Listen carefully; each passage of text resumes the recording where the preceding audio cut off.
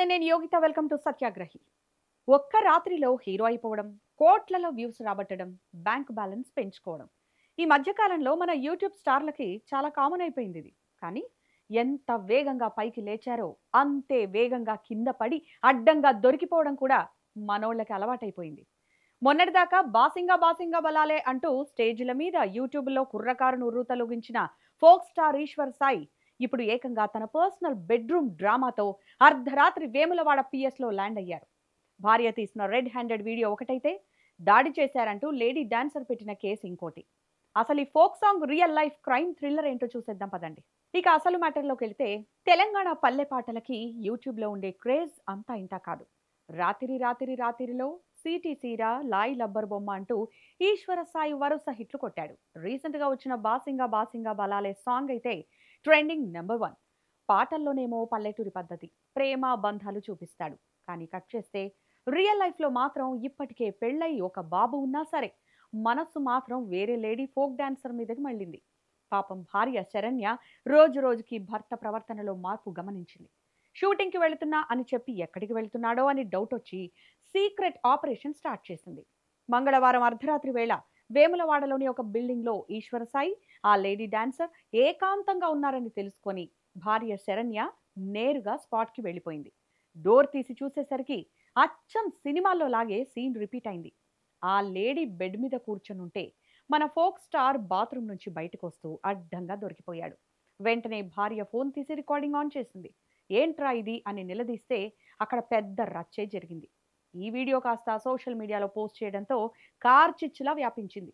Screen మీద నీతులు చెప్పే హీరో అసలు రంగు ఇదా అని నెటిజన్లు కామెంట్లతో కడిగి పారేస్తున్నారు. ఈ ఘటన తర్వాత భార్య శరణ్య మీడియా ముందుకొచ్చి కన్నీళ్లు పెట్టుకుంటూ కొన్ని సంచలన విషయాలు బయటపెట్టింది.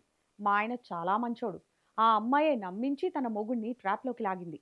పైకి మాతో మంచిగా నటిస్తూనే నా సంసారాన్ని నాశనం చేసింది. గతంలో ఈ విషయాన్నే నిలదీస్తే గొడవైంది. తట్టుకోలేక తాను సూసైడ్ అటెంప్ట్ కూడా చేశానని పెద్ద మనుషులు చెప్పినా వీళ్ల తీరు మారలేదని ఇప్పుడు ఆధారాలతో సహా పట్టుకున్నానని వాపోయింది.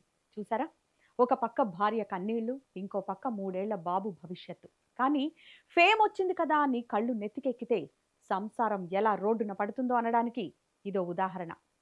కానీ ఈ కథ ఇక్కడితో ముగిసిపోలేదు. ఇందులో ఒక క్రేజీ మైండ్ బ్లాకింగ్ ట్విస్ట్ వచ్చింది. ఆ lady folk dancer Madhuri Rathod నేరుగా వేములవాడ పోలీస్ స్టేషన్కి వెళ్ళి భార్య శరణ్య మీద రివర్స్ కేసు పెట్టింది. ఆమె ఆరోపణ ఏంటంటే, ఈ నెల 19న రెడ్డి భవన్లో నాపై శరణ్య దాడి చేసింది. నన్ను బండబూతులు తిట్టి నా దగ్గరున్న 50,000 రూపాయల విలువైన ఐఫోన్ దొంగిలించింది. అంతేకాదు, నా ప్రైవేట్ వీడియోలు తీసి సోషల్ మీడియాలో వైరల్ చేసి నా ఇమేజ్ డ్యామేజ్ చేసింది అని ఫిర్యాదు చేసింది. దాంతో పోలీసులు శరణ్య మీద, ఆమెతో ఉన్న కొందరి మీద కేసు బుక్ చేశారు. అంటే ఇప్పుడు కేసు చీటింగ్ నుంచి ఐఫోన్ చోరీ వరకు వెళ్ళిందన్నమాట. ఇప్పుడు వేములవాడ పిఎస్ చుట్టూ ఇరు వర్గాల పంచాయతీ నడుస్తోంది. ఇక్కడ మనం ఆలోచించాల్సిన విషయం ఒకటి. కళాకారులుగా జనాల్ని అలరించడం వేరు, వ్యక్తిగత జీవితంలో బాధ్యతగా ఉండడం వేరు. మాకు వ్యూస్ వస్తున్నాయి, 4 పైసలు చూశామని అహంకారంతో ప్రవర్తిస్తే ఎంత వేగంగా సెలబ్రిటీలు అయ్యారో అంతే వేగంగా జైలు గోడల మధ్య కేసుల చుట్టూనో తిరగాల్సి వస్తుంది.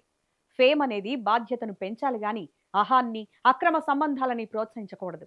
ఈశ్వర సాయి చేసిన పని వల్ల ఇప్పుడు అతని పాటల కంటే ఈ బెడ్రూమ్ పంచాయతీనే ఎక్కువ వైరల్ అవుతోంది. మొత్తానికి పల్లె పాటలతో రికార్డులు కొట్టిన ఫోక్ స్టార్ ఇప్పుడు పర్సనల్ లైఫ్లో అడ్డంగా బుక్ అయి రోడ్డున పడ్డాడు.